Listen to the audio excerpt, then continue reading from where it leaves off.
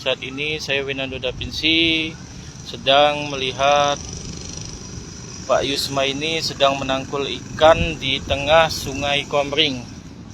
Jadi sebelum melewati sini, Pak Yusmaidi dan admin harus melewati, ya Pak, jembatan dari kayu dan bambu seadanya ini dengan panjang sekitar 15 meter ya Pak ya. Pak, apa tunggu sini Pak, takut. Apa itu Pak? Ikan ya. Jadi Pak Yusmaidi, warga RT 1 Kelurahan Jua-Jua, Kecamatan Kayu Agung ini juga memelihara ikan lele dan ikan toman di lokasi penangkaran yang berjarak 2 kali 3 meter. Sekarang admin akan melihat kondisi ikan lele yang sengaja dikembangbiakkan ya Pak ya. Iya. Selanjutnya dijual Pak. Iyalah. Nah Pak, sudah Pak, sini Pak, takut. Ikannya foto loh. Oh iya. No. Nah, ikan lele.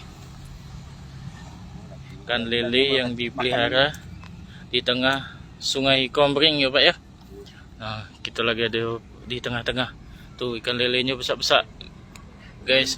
Dikasih makanan jadi. Tapi tidak bisa diangkat ya Pak ya ikannya. Iya.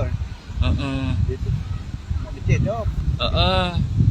Ini kita ngasih makannya makan apa Pak? Makan pur ya? Iya, dikasih purnya kalau ada purnya timbul itu.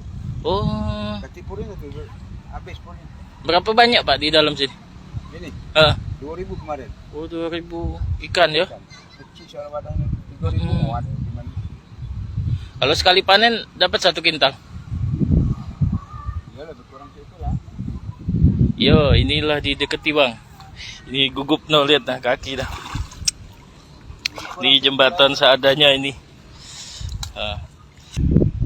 Jadi ini di bawah tempat nangkul ini ada juga toman ya Pak ya. Ada sangkar toman besar ini Pak. Bisa. Tapi ditutup ini.